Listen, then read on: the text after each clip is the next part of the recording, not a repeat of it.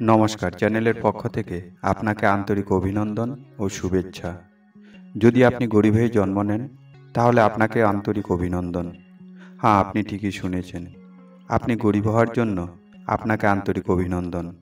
আপনি শুনে অবাক হবেন, ধনীর ঘরে জন্ম নিলেই আপনি ধনী হবেন এটার কোনো গ্যারান্টি নেই, কিন্তু গরিবের ঘরে জন্ম নিয়ে আপনি ধনী হতে পারবেন, এটার গ্যারান্টি আছে। আজকের ভিডিও তাদের জন্য যারা গরিব হয়ে জন্ম নেওয়া একটা অভিশাপ বলে মনে করেন।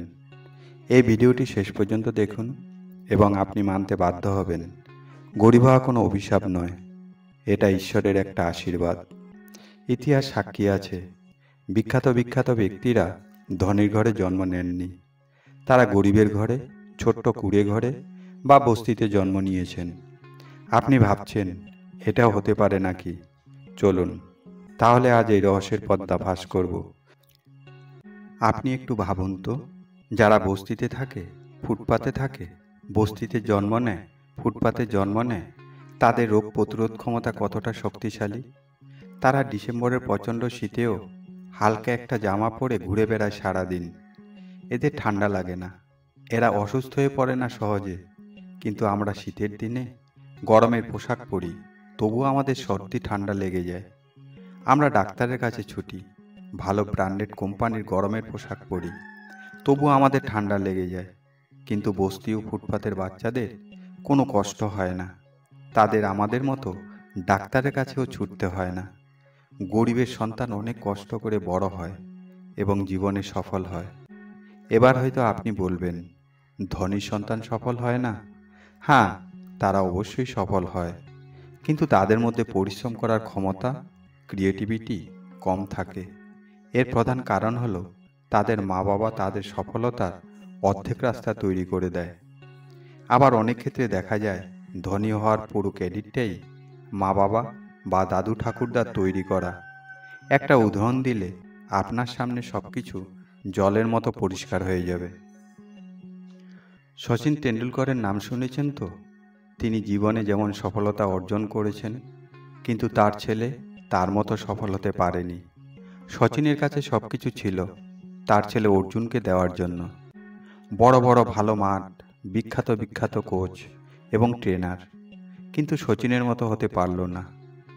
আর অপরদিকে ফুচকা বিক্রি করা জশওয়াল সেখানে পৌঁছে গেছে যেখানে শচীন ছিল, কিন্তু অর্জুন সেখানে পৌঁছাতে পারেনি। কিন্তু ধনী শচীনের কাছে সবকিছু থাকা সত্ত্বেও, ধনীর কাছে কোনো কিছুই কম থাকে না, কিন্তু যখন আসল সময় আসে তখন ধনী হওয়া সত্ত্বেও তাতে কোনো কাজে আসে না। আপনি মানুন আর না মানুন, গরিবই আপনাকে শক্তিশালী ও মজবুত তৈরি করে। এপিজে আব্দুল কালাম ছোটবেলায় খবরের কাগজ বিক্রি করতেন। খবরের কাগজ বিক্রি করার একমাত্র কারণ তার পরিবার খুবই গরিব ছিল, কোনো প্রকারের দিন চলত। খবরের কাগজ বিক্রি করতে করতে বই পড়তে শুরু করলো। বই পড়তে পড়তে বৈজ্ঞানিক হয়ে গেলেন। বৈজ্ঞানিক হওয়ার পর দেশের রাষ্ট্রপতি হলেন। গরিবই তাকে ভাঙেনি, গরিবই তাকে পরিশ্রমী, ধৈর্যশীল ও কাজ করার মানসিকতা শিখিয়েছে। এই জন্যই আজ তিনি মহান হয়েছেন। আজ কোটি কোটি লোককে হাসি ও মজা দেওয়ার মানুষ রাকেশ শর্মা অমৃতসরের বস্তির গলি থেকেই এসেছেন। যে গরিবই তাকে হাসি মজার এমন পাঠ শিখিয়েছে, যা এখন সেটাই তার জীবনের জীবিকা হয়ে উঠেছে। পৃথিবীর কোটি কোটি মানুষকে হাসি মজা দিয়ে আজ সে কোটিপতি হয়েছে। রাকেশ শর্মা বলেছিলেন, গরিবীকে শুক্রিয়া, আমাকে আমির বানা দিয়া। এমন মজার হাসির প্রত্যেক আর্টিস্টই গরিব পরিবার থেকে এসেছেন। সোনু শর্মা ও এক গরিব পরিবার থেকে এসেছে, যে আজ মোটিভেশনাল শিক্ষক হিসেবে খ্যাতি অর্জন করেছে। ঈশ্বর এমন সৌভাগ্য শুধুমাত্র গরিবদেরই দেয়। ধনীর কাছে তো সব কিছুই থাকে, কিন্তু গরিবের কাছে কিছুই থাকে না, তবুও সে তার পরিশ্রম দিয়ে ধনী হয়।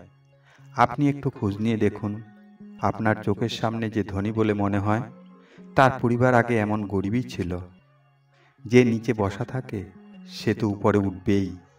যদি আপনার সামনে একটা প্লেটে সব কিছু সাজানো থাকে, তাতে কোনো মজা নেই। যদি আপনি নিজে প্লেটটাকে সুন্দরভাবে সাজাতে পারেন, তখনই তো আসল মজা। নদীতে স্রোতের দিকে সবাই তো খুব সহজে সাঁতার কাটতে পারে। স্রোতের বিপরীতে সাঁতার কাটার মজাটাই আলাদা, যা আপনাকে সংঘর্ষ নতুন দিশা দেখায়। গরিব মানুষগুলো পৃথিবীর যে প্রান্তেই যাক না কেন, সে নিজেকে মানিয়ে নিয়ে সফলতার শিখরে পৌঁছাতে পারে। কিন্তু ধনীর মধ্যে এই ক্ষমতা কখনো হবে না, আর হয়ও না। আমাদের এখানে টুথপেস্ট শেষ হওয়ার পর টুথপেস্টের টিউব কেটে ভেতরের অবশিষ্টটুকু বের করার মতো ট্যালেন্ট আমাদের মতো গরিবের মধ্যেই দেখা যায়। আমরা এতটাই অ্যাডজাস্ট করতে পারি যে গেঞ্জি যখন নতুন থাকে তখন দিনে পরি, আর যখন ছিঁড়ে যায় তখন সেটাকে রাতে পরি। যখন রাতের পরার মতো থাকে না, তখন রেখে দেই হোলিতে রং খেলার জন্য। আবার যখন হোলি চলে যায় তখন সেটাকে ব্যবহার করি ঘর মোছার জন্য। এটাই হলো ট্যালেন্ট, যা শুধুমাত্র গরিবের মধ্যেই দেখা যায়। এখন আপনাদের এমন এক গল্প শোনাবো, যা শুনলে আপনার যদি গায়ের রোম দাঁড়িয়ে না যায়, তাহলে আমার ভিডিও আর কখনো দেখতে হবে না। 1954 সালের 29শে জানুয়ারি জন্ম নেওয়া একটি গরিব মেয়ে, যার ছোটবেলায় পরার জন্য প্যান্ট ছিল না। গাছের বড় পাতা দিয়ে প্যান্ট তৈরি করে পরা হতো। ঈশ্বরের কি করুণ পরিহাস, ওই ছোট্ট বেলায় তাকে শারীরিক শোষণের শিকার হতে হয়। 14 বছর বয়সে মাতৃত্বের ঘা তার শরীরে এসে লাগে। ঠিক 14 বছর বয়সে সে মা হয়ে যায়। তারপর সে সমাজের কাছে হেরে যাওয়ার পরিবর্তে ঘুরে দাঁড়ায়। মাইক হাতে 19 বছর বয়সেই রেডিওতে হোস্ট হয়ে যায়। 1986 সালে যখন সে অপেরা উইনফ্রি শো শুরু করে, তখন সে ইতিহাস তৈরি করে। দুনিয়ার এমন কোনো মানুষ ছিল না যে ওই শোতে যাওয়ার জন্য অপেক্ষা করতো না। Michael Jackson, Barack Obama, Tom Cruise, Nelson Mandela, Aishwarya Rai, Priyanka Chopra, এরা সবাই এই মহিলার শোতে অংশগ্রহণ করে, যার কাছে ছোটবেলায় পরার জন্য এক টুকরো কাপড় পর্যন্ত ছিল না। আজ ওই মহিলার সম্পত্তির পরিমাণ 3000 মিলিয়ন আরব ডলার। 2023-24 সালে এক আগুন দুর্ঘটনার ঘটনায় 8100 লোক মারা যায়। তখন ওই ভদ্রমহিলার ব্যাংক অ্যাকাউন্ট থেকে সরাসরি মারা যাওয়া পরিবারের মানুষের ব্যাংক অ্যাকাউন্টে $60 মিলিয়ন দান করেন। এটা করার পর তার শক্তি ও ক্ষমতা সম্পর্কে সারা বিশ্ব অবাক হয়ে যায়। এছাড়াও ভ্যাটিকান সিটিতে পোপের শপথ গ্রহণ অনুষ্ঠানে প্রথম সারিতে বসেছিলেন তিনি বলেছেন, নিজের দুঃখ কষ্টগুলোকে ডায়লগ বানাও, ক্যামেরা এমনিতেই চালু হয়ে যাবে। এ কথা থেকে বোঝা যায়, পরিস্থিতি যতই কঠিন হোক না কেন, কখনো ভেঙে পড়তে নেই। সাহস নিয়ে দাঁড়িয়ে পরিস্থিতির সাথে লড়াই করতে হবে। এখন থেকে এটাই ভাবুন, অপেরা করতে পারলে আমি পড়তে পারবো না কেন? যদি আপনি আপনার জীবন থেকে এই একটা জিনিসকে তাড়াতে পারেন, তাহলে আপনাকে এই পৃথিবীর কেউ হারাতে পারবে না। এটাকে আপনার জীবনে কখনো আসতে দেবেন না। আর সেই জিনিসটা হলো ভয়। হারার ভয়, হেরে যাওয়ার ভয়। এই ভয় যদি আপনার মধ্যে একবার চলে আসে, তাহলে আপনাকে আর কেউ জেতাতে পারবে না। স্বয়ং ঈশ্বরও আপনাকে জেতাতে পারবে না। তাই জীবনে যাই ঘটুক না কেন, ভয়কে কখনো মনে জায়গা দেবেন না। মান সম্মানের ভয়, কোনো কিছুর হারানোর ভয়, হারার ভয়, এগুলো কখনোই আপনার মনে জায়গা দেবেন না। তা না হলে আপনি কখনো সামনের দিকে এগিয়ে যেতে পারবেন না। জীবনে সামনের দিকে এগিয়ে চলার এটাই আপনার একমাত্র বাধা, আর সেটা হলো ভয়। ভয় সেটা নয় যেটা বাইরে আছে, ভয় হলো সেটা যেটা আপনার ভেতরে আছে। যদি কিছু না হয় তবে কি হবে? যদি কেউ কিছু বলে তাহলে কি হবে? এগুলো সবই আপনার ভেতরের ভয়। মনে রাখবেন, বাইরের ভয় থেকে ভেতরের ভয় 10 গুণ ভয়ঙ্কর আপনার জন্য। আপনারা জানেন, কোভিড-19 বিরুদ্ধে লড়াই করা সম্ভব হয়নি, কারণ তা দেখা যায় না। আপনার ভেতরের ভয়ও কোভিড-19 মতো। যত প্রশ্রয় দেবেন, ততই আপনি মৃত্যুর দিকে এগিয়ে যাবেন। শ্রীকৃষ্ণ অর্জুনকে বলেছিলেন, যার নিজের উপর বিশ্বাস নেই সে কখনো ভালো কিছু অর্জন করতে পারে না।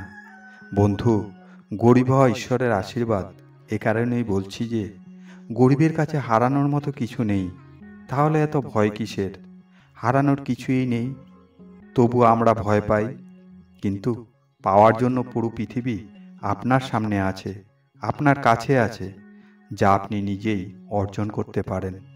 একমাত্র তাদের থেকেই দূরে থাকুন, যারা আপনার স্বপ্ন চুরি করে, সফল হতে দেয় না।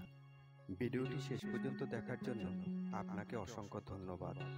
ভিডিওটি যদি ভালো লাগে তাহলে লাইক করুন, কমেন্ট করুন, শেয়ার করুন এবং সাবস্ক্রাইব করে পাশে থাকুন। ভিডিওটির মধ্যে কোনটি আপনার কাছে সবথেকে বেশি ভালো লেগেছে সেটা কমেন্ট করে জানান। পরের ভিডিওতে আবার দেখা হবে।